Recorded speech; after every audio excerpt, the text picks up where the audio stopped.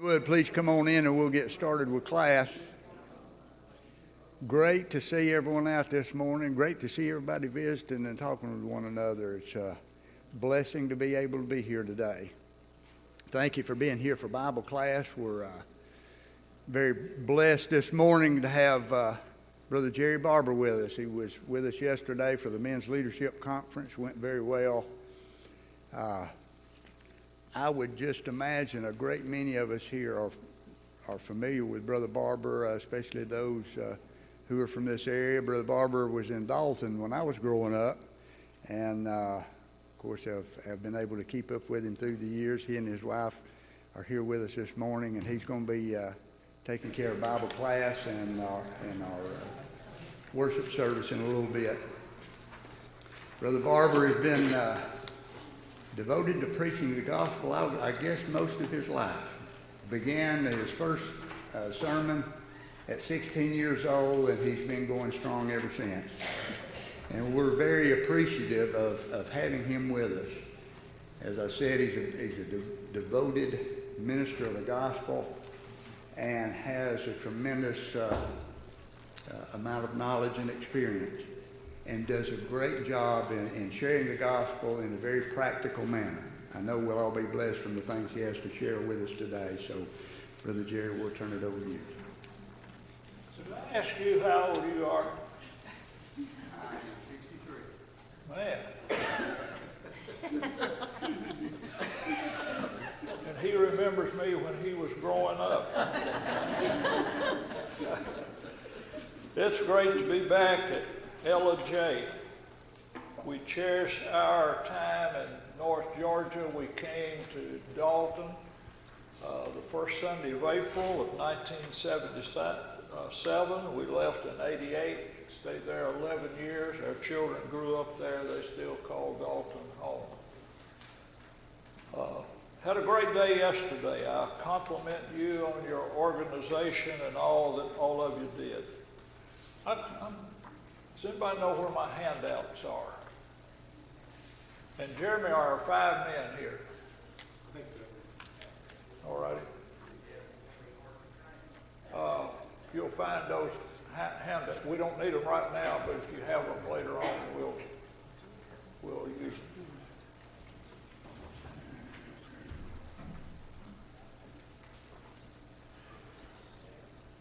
Sometimes Christians don't get along real well. And some people say, I just don't understand that. It seems to me like Christians shouldn't ever have any trouble. We ought to be like the church of the New Testament.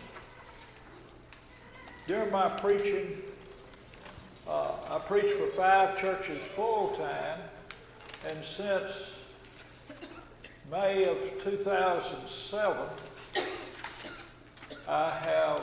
Gail and I have worked with 10 churches as an interim. I don't know if you've heard of interim ministry. Here's my elevator speech on that. Many times when a preacher stays a long time, the church doesn't like the next preacher. I don't care who it is. I volunteer to be the next preacher they don't like after a man leaves.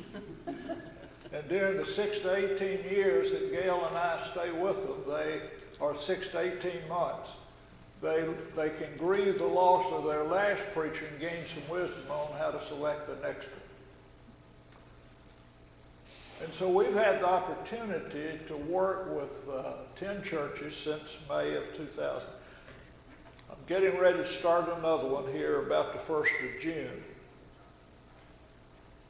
And this, we're kind of looking, this may be our last one. When we started this in 2007, people said, how long you plan to do that? I said, well, my plan is to do it 20 years. I'll be 82 at that time. And I've always heard if you do the same job 30 years, you get some kind of retirement, and I'm looking forward to that. So if I just hold on 2 more years, I'll be able to get retirement. Some of these churches had severe problems, splits. One church, an elder stood up on a Sunday night, resigned, and nodded to his wife, and they walked out the back door. Within 2 weeks, 60% of the church was gone. And that's devastating.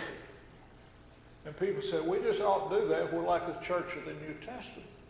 And my question is, what Bible you've been reading? Church at Jerusalem had problems.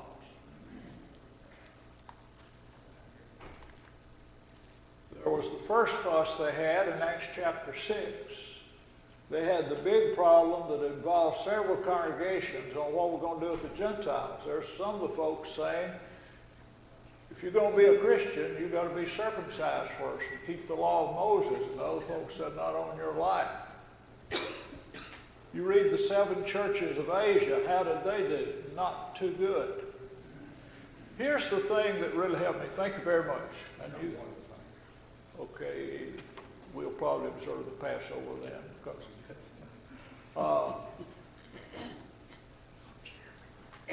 One of the things that really convinced me of and encouraged me, let me ask you a question. Who do you think was the best teacher who ever lived? Anybody want to make a guess on that? Jesus. Hey, y'all pretty good. Who do you think was the best selector of people who ever lived? Jesus. Who do you think was the best trainer that ever lived? Jesus. Okay, so what did Jesus do? He selected Peter, Andrew, James, and John, Philip, Bartholomew, Thomas, Matthew, and all the others, and guess what? They fussed over and over again. Remember one time Mama came up with her 2 boys and said, Jesus, when you come into your kingdom, I want one of my boys on the right and the other one on the left. And he said, no way I'd do that. Guess what? The other 10 heard about it, and how did they feel about it? King James says they had indignation. Other translations say they were angry. On another occasion, they were going up to Capernaum, and Jesus said, what was it y'all fussed about on the road up to Capernaum? And they didn't say anything. Anybody have an idea what they were fussing about?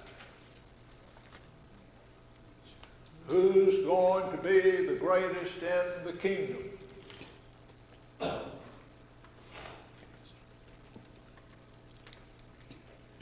Luke 22, it says there was a strife among them about who should be the greatest in the kingdom. You know when that was? Right after the Lord's Supper, and a few hours before he'd be crucified. Question: if Jesus selected those men, taught those men, and trained those men, and they fussed, guess what? If we're following the church of the New Testament, we're probably going to fuss some too. And what I want us to look at this morning is, why does it happen and what can we do about it? One of the reasons we have those issues, according to Solomon, is because of gossip. Proverbs 26:20. Where there is no wood, the fire goes out. Where there is no contention, conflict ceases. Now, you know what I used to do when I found out there was conflict in the congregation, gossip and all kinds of fussing? I'd tell them to stop it. I'd preach a sermon and tell them if they didn't, you know where they was going. Let me show you how well that works. So we got that video ready to go.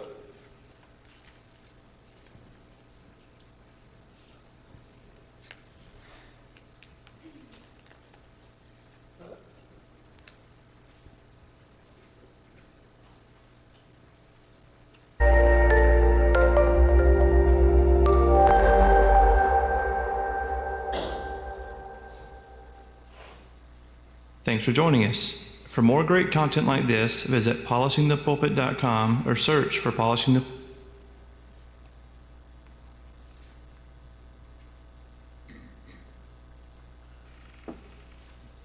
Dr. Switzer? Yes, come in. I'm just washing my hands. I'm Catherine Bigman. Janet Carlisle referred me. Oh, yes. You're being buried alive in a box. Yes, that's me. Should I lay down? Oh, no, we don't do that anymore. Just have a seat.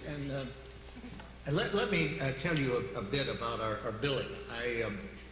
I charge $5 for the first 5 minutes, and then absolutely nothing after that. How does that sound? That sounds great. Too good to be true, as a matter of fact. Well, I can almost guarantee you that our session won't last the full 5 minutes. Now, we don't do any insurance billing, so you would either have to pay in cash or by check. Wow, okay. And I don't make change. All right. And go. Go. Well, tell What? me about the problem that you wish to address. Oh, okay. Well, I have this fear of being buried alive in a box. I start thinking about being buried alive and I begin to panic. Has anyone ever tried to bury you alive in a box? No, but truly thinking about it does make my life horrible. I mean, I can't go through tunnels or be in an elevator or in a house, anything boxy. So what you're saying is you're claustrophobic. Yes, that's it. All right, well, let's go, Catherine. I'm going to say 2 words to you right now. I want you to listen to them very, very carefully. Then I want you to take them out of the office with you and incorporate them into your life. Shall I write them down? Well, if it makes you comfortable, it's just 2 words. We find most people can remember them. Okay. You ready? Yes. Okay, here they are. Stop it!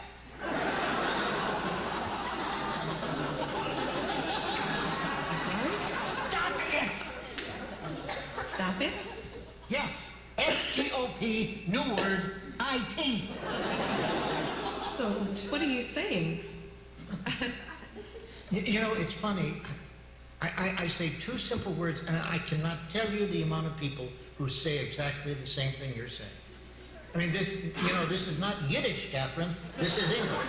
Stop it. So, I should just stop it. There you go. I mean, you don't want to go through life being scared of being buried alive in a box, do you? I mean, that it's frightening. Yes. Then stop it. I can't. I mean, it's been with me since childhood. No, we don't go there. Just stop. So, I should just stop being afraid of being buried alive in a box. You got it. Good.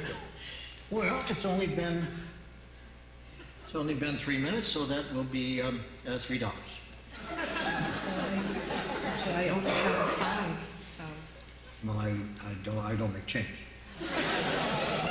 then I guess I'll take the full 5 minutes. Fine. All right. Well, what other problems would you like to address? I'm bulimic. I stick my fingers down my throat. Stop it!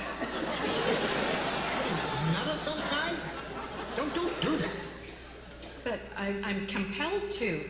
My mom used to call me fat. No, we don't go there. But I've been having this dream. No, we don't go there either.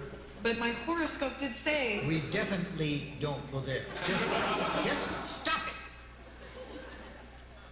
What else? Well, I have self-destructive relationships with men. Stop it! You want to be with a man, don't you? Yes. Well, then stop it. Don't be such a big baby. I wash my hands a lot. That's all right. It is? I wash my hands all the time. There's a lot of germs on them. Yeah, don't worry about that. I'm afraid to drive. Well, stop it! How are you going to get around? Get in the car and drive, you kook. Stop it! You stop it! You stop it! What's the problem, Kathy? I don't like this. I don't like this therapy at all. You're just telling me to stop it. And you don't like it? No, I don't. So you think we're moving too fast, is that it? Yes. Yes, I do. All right, then let me give you 10 words that I think will clear everything up for you. You want to get a pad and a pencil for this one? All right. Are you ready? Mm-hmm. All right, here are the 10 words. Stop it or I'll bury you alive in a box!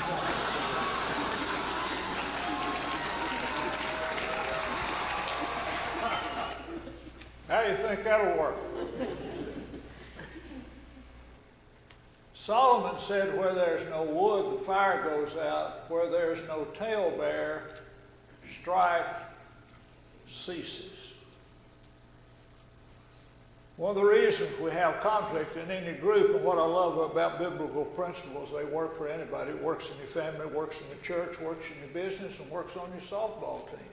What Jesus says works with all kinds of people. So we need to stop it, but sometimes we need to realize how we can go about stopping it. One is to realize how destructive it is. Perhaps you have read Dear Abby. Here was a letter that she received some time ago. This lady wrote, Dear Abby, when I was growing up, my mother and the other ladies in our church were extremely polite to each other. However, when one of them wasn't present, the others would talk behind her back. They would compliment a woman to her face, then criticize her as soon as she walked away. Mother always defended this behavior as a harmless pastime.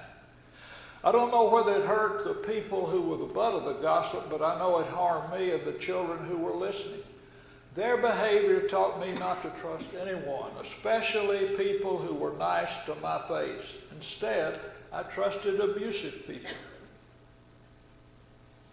I thought they were being honest. I ended up running with a bad crowd and find myself dating abusive men because I couldn't trust the polite guys. When someone complimented me, I didn't believe it. So I never developed self-confidence. I was afraid people were laughing at me behind my back.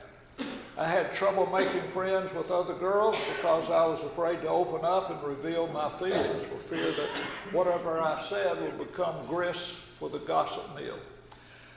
After a year of therapy, I have found the self-confidence I lack. My sisters haven't been so lucky. Both are married to abusive men. Abby, please inform your readers that there's nothing harmless about gossip, especially to children who may overhear. Isn't that powerful?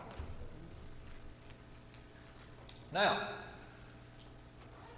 how do you think we ought to talk to people about gossip? What I used to say, I would say, stop it. I've come up with another theory, and I really think it's helpful. If they ever bring out a new edition of the Bible or some new information, I would like to suggest to Solomon that he put a Proverbs 26b in there. Proverbs 26, where there's no wood, the fire goes out. Where there's no gossiper, contention ceases. I would like to add, where there's no oxygen, the fire goes out. You can get 2 cords of hickory or oak and seal it up in an airtight container and pull all the oxygen out, and there's no way in the world you're going to get a fire going. Question: what is the oxygen that makes gossip burn? Anybody have an idea? Anybody want to guess? You did well on the last question. Anybody got an idea? What promotes gossip? Insecurity. Could be? Listeners. Huh?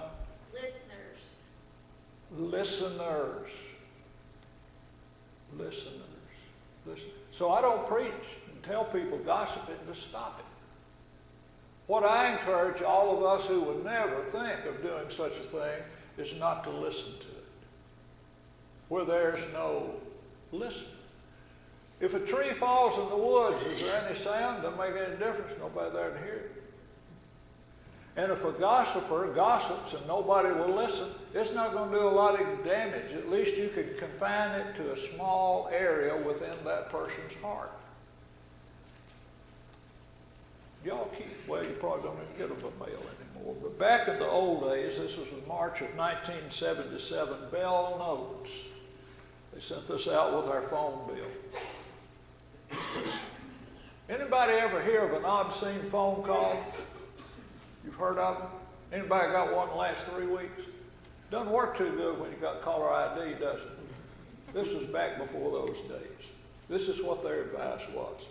It can happen anytime, in the mid-afternoon, late at night, even at the dinner table. You pick up your ringing phone only to be verbally assaulted by a torrent of disgusting obscenities.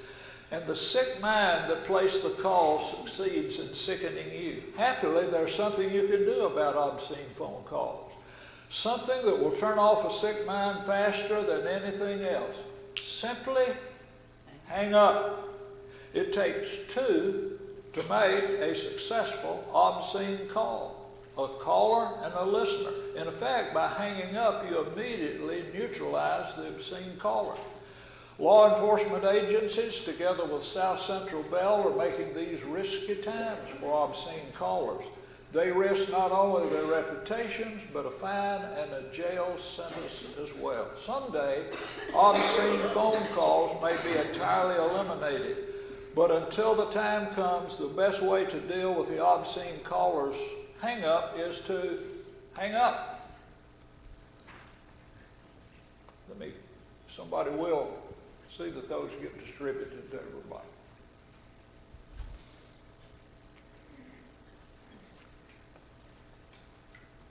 Another way to look at this, what do you do? Do any of you ever receive mail in your mailbox addressed to somebody else? What do you do with it?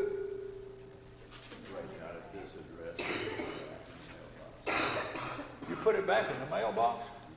Had you ever thought about opening it up and see if there's any money in there? No. Well, man, see, you may be missing out on a whole lot. Anybody? I usually put Moved out. Okay. Anybody want to stand up and testify about what all you've seen when you've opened up mail that didn't belong to you? Anybody want to testify? Repent? Okay, we got any response cards? See, that's what we do. That's what we do. My son is one of the best practitioners of this prophet, of this that I know. When he was growing up, I didn't understand this principle as well as I do now. And when he would do something that wasn't exactly right, sometimes people would come to me and they would tell on him. And guess what I would do? Get him straightened out. He said, Daddy, I was 6 foot 4 inches tall. I've been a Christian 4 or 5 years. And that's not what Jesus said to do. And so now when somebody comes to him at Fairfield Church of Christ and said, do you know what I heard, what that deacon did to me? Right over there? He said, no, I don't. But that's that deacon right over there. And he's the one you need to talk to. You're delivering mail to the wrong address. If somebody at work and comes and wants to talk about his boss, you know what my boss did to me? No, I don't. But that envelope doesn't have my address on it. You need to talk to him, not to me. And so, here's my theory. I hadn't researched this, never done a PhD thesis on it, but here's my guess. If you can find 6 people in a congregation who will say, delivering mail to the wrong address, you'll need to talk to me about that. Here's another question to ask when somebody says, do you know what they did? That was wrong. Okay?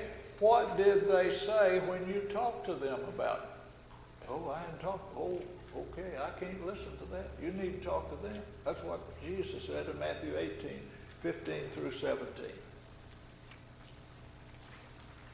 Let's look at a better way. And now will somebody hand these out, please? This is a tract that Jesus wrote, and I printed it, or really your secretary printed it. And when you get it, I'll show you how to fold it. Jesus making peace is the front, and you fold it where that'll be on the front. Here's what Jesus said do. Matthew 5:9 in the Sermon on the Mount, he said, "Blessed are the peacemakers, for they shall be called sons of God." Peacemakers. There's a difference in being a peacemaker and a peacekeeper. Peacemakers, anytime they think, well, why don't we just settle down and not talk about it? Let's don't mention it. See, sometimes the only way to make peace is to address the people who are disturbing the peace in the right way. The first workshop I ever attended on church conflict was in the spring of 1995 in Nashville, Tennessee. And the fellow who was directing that told about a time that he went to Africa to work with some of the churches. And he said there was an old man that sat outside the tent every day. Didn't say anything. And one day, he went out and talked to the man, and he said, "I've been listening to what you said. And I've been hearing you talk about how y'all deal with things over in your country." He said, "I think there's probably a difference in the way we would do it here and the way you do it." He said, "See that field of weeds right out there?" He said, "If we wanted to clear that field of weeds and start planting a crop, we'd go out there and start pulling up the weeds. From what I hear, what y'all probably do is bring in a few dump truck loads of topsoil and just cover them up." See, there's a difference in pulling out the weeds and bringing in topsoil and hoping that'll cover everything up. And many times churches, and I'm listening to a series of podcasts right now about a big church that went kaput because they didn't do that. Talked to a man recently who talked about, there were several elders in this congregation, and one night the elders had a meeting without him. And he said before he went to bed that night, he got a call from 6 elders' wives telling him what they talked about and what they were planning to do to remedy the situation. I preached for one church, rather large church. They had a rule at that church.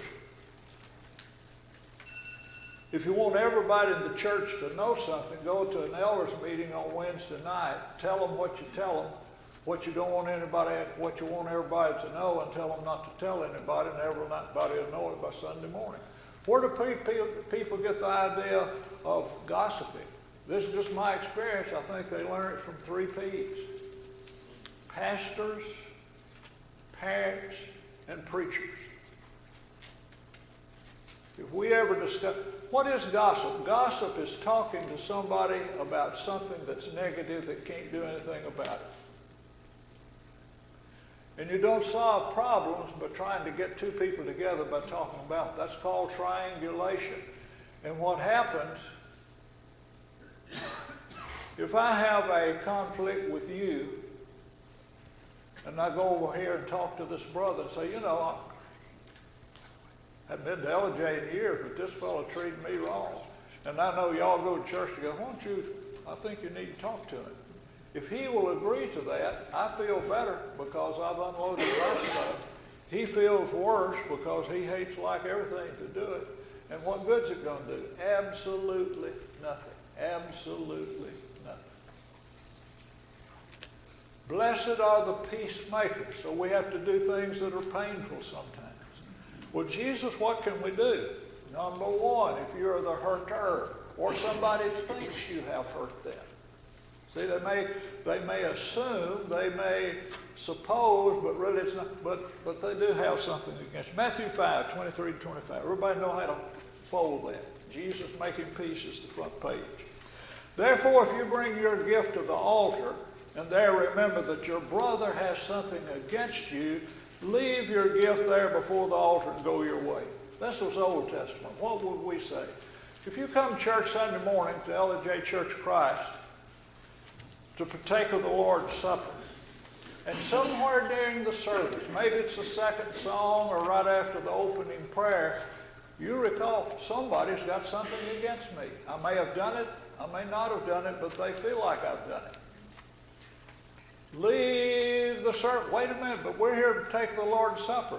Jesus says there are some things that are more important than worship. And here's one of the things. First, be reconciled to your brother. And then come back and take the Lord's Supper.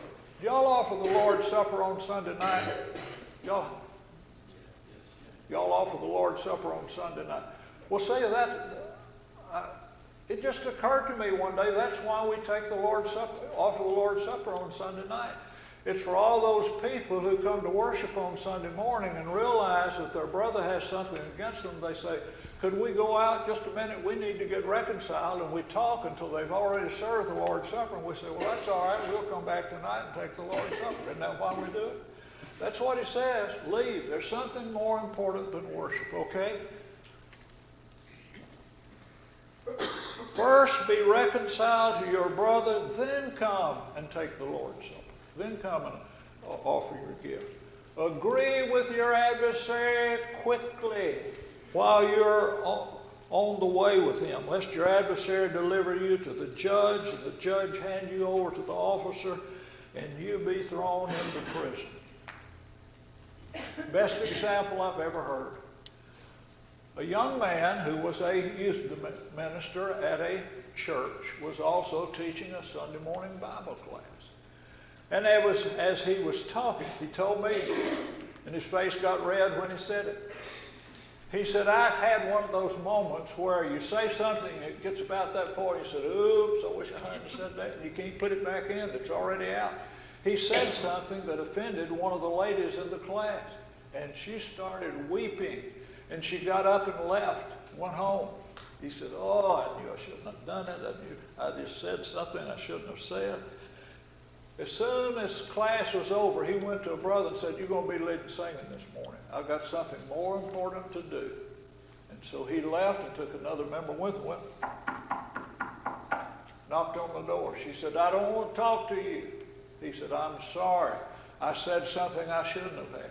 I regret that. I want to repent. I'm sorry. I don't want to talk to you. And he kept begging and kept begging and kept begging. And she finally let him in, and he apologized and apologized and apologized. And they went back to worship. That's what Jesus says to do. If you know somebody's got something against you, I don't care if it's while they're offering thanks for the bread.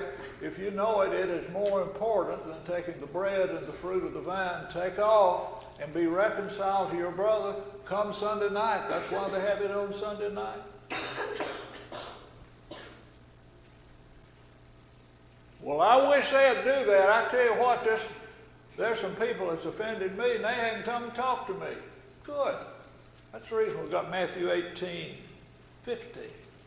See, Jesus has got a double solution to the problem. If you're the one who is offended, take off and try to be reconciled with the one that you have offended.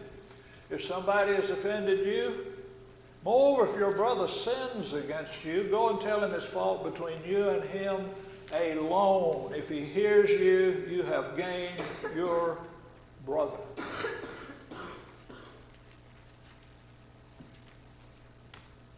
Well, he didn't really sin, he just aggravated me. Okay, the word sin means to miss the mark. If it's having anything to do with your relationship, that's what you need to do. If your brother misses the mark, if your brother offends you, go and tell him his fault between you and him alone. Let's stop right there. How many is in this meeting? How many people? 2. you and him. You can't practice Matthew 18:15 by having a fit in the foyer of the church building. There's too many people around. You go somewhere where you can get him and you alone and tell him what it is. It took me 50 years preaching. I was at Laverne, Tennessee, or is it when I was approaching Laverne, working out a contract there. I have in my contract, every church since then, I have a clause in my contract in my working relationship with that church, and it says, all criticism of Jerry Barber goes directly to Jerry Barber, and he will welcome it. Jerry Barber does not accept anonymous criticism. How's that working out for you? Wonderful. See, some people say, if your brother sins against you, go and tell him his fault between you and him alone, unless he's the preacher, and then go tell the elders on him and tell them to straighten him out. No. That's not what it says. Now, here's something else about contracts. Just because you have agreed on something and write it down doesn't mean that it's always going to go that way. Why? Because people are dishonest? That's not been my experience. Written agreements are not to make dishonest people honest. It's to help honest people remember what they agreed to.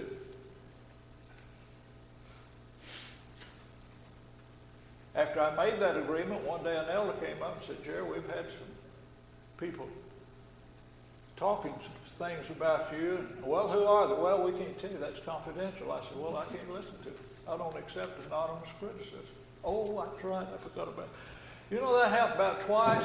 And later those elders came to me and they said, boy, this is working good. This is taking a lot of work off our shoulders. Every time somebody criticizes you, we don't have to come talk to you about it.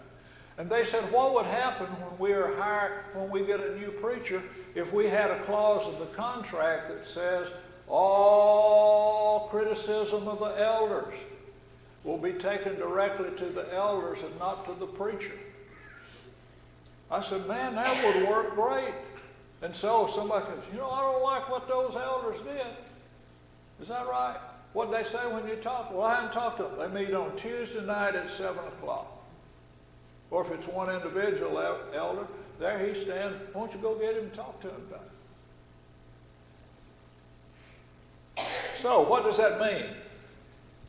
We know what's authorized.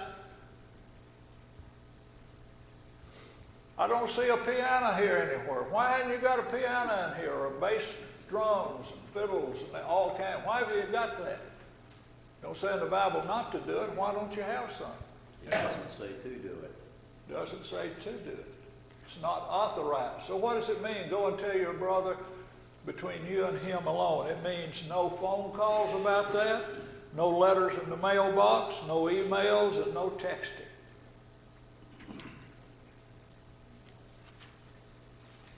That didn't work. What did you say when you, well, I talked to him and he wasn't very nice. Good. Now, when you made that second visit, who did he take with you and how did that go? I have had very, very few people who come and talk to me, and I say, what did you say when you say, well, I hadn't talked. Okay, you need to go talk to him. I've had a few who say, well, so when you went the second time, well, I didn't do that. Oh, man, we got to go. Okay.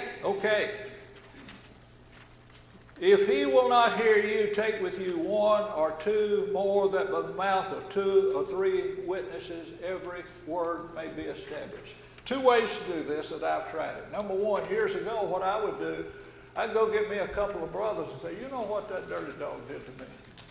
Would you mind visiting with me and let's see if we can get him straightened out? That's one way. Another way I tried one time a few years ago, I'd been working with this person for some time, and we had the same issue that came up over and over again, and it wasn't working. And I said, you know, we've been talking about this 6 months, and we haven't made any progress, and it's probably my fault. I'm doing the best I know how. I assume you are. Why don't you select somebody in the church that I approve of and you trust, and I'll select someone that you approve of and I trust, And let's get together and see if they can help us. And I suggest let's not tell our story until we get in the meeting. Would that work out all right? Which one you think works the best? Now, I had one fellow one time, I suggested that. He said, I'm not going to do it. This was a good, sound, faithful gospel preacher. If you don't believe him, just ask him. But he said, no, I'm not going to do that. Not going to do that. And he said, besides, where does it say that both parties get to select one of the people? I said, all right, I'll choose both if that'll make you feel better. I was just trying to be fair. So that's the second stage. And then the third step. And if he refuses to hear them, tell it to the church. But if he refuses even to hear the church, let him be to you like a heathen and a tax collector.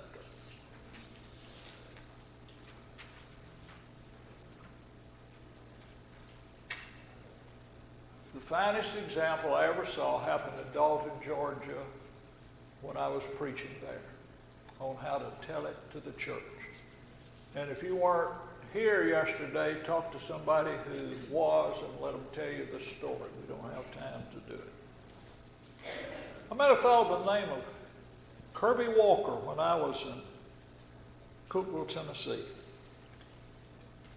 He came to hear me preach. We had lunch one day, and he told me a story that I've told over and over again. Kirby was a dentist for 30 years in Jackson, Mississippi. And he said, Jerry, I really enjoyed being a dentist, helping people relieve their pain, make their teeth look better and feel better. He said, I absolutely hated what went on in the office. No criticism just against women. That's just happened to be who was working. He said, the ladies just keep something going all the time. They get me right in the middle of it. He said, I was having lunch with a college professor in the dental school one day and told him, he said, you know, I have a psychologist I think can help you. He said, I met with him. He said, yeah, I think I can help you. He said, how much will it cost? He said, $2,000. And he said, man, that's a bargain. When can we get started? And so that psychologist would come out each Friday. They'd have a meeting. And he said, I'm helping Dr. Walker establish some principles on. So I understand that you all have some conflict. And everybody said, yeah, these two ladies are fussing. The two ladies said, yeah, we're in disagreement with each other. He said, okay, here's the way we'll do it. Between now and next week, I want you two ladies to go out and eat lunch together and discuss your problem, see if you can resolve it. Bring the receipt back and they'll reimburse you for the food, tax, and tip. They met the next Friday and they said, well, how did it go? And they said, well, we didn't get it solved. Well, it's only a small office, 3 or 4 people. I said, well, could you all give them suggestions on what might be helpful? They said, so they made some suggestions. Okay, y'all talk it over this week and come back next week and tell us. Well, came back next week. Did you get that solved? No, we didn't. Okay, he said, here's what we're going to do next week. Work and see if you can get it solved next week. And if it's not solved by next week, we will pass out some cards and you tell us who needs to leave this office so we can have peace, you or both of you. And he said, that's when the ladies started crying. They came back the next week, and they said, they filled it out, and they said, this lady right here, she'll leave, we can have peace in this office. And he said, and incidentally, Dr. Walker cannot vote. Y'all the ones got to solve it. And he said, as far as I know, we never had that kind of conflict in my office again. Now, he said, we might have had some. They may have gone out a whole lot of times and eaten lunch, and I had to pay for it, but if it was worth every penny of it. Guess what? This stuff will work at LJ Church of Christ. It'll work at Dalton. It'll work in Nashville, Tennessee. It'll work at the First National Bank. It'll work on your softball team. What Jesus says works. Thank you very much. Look forward to us talking again later on.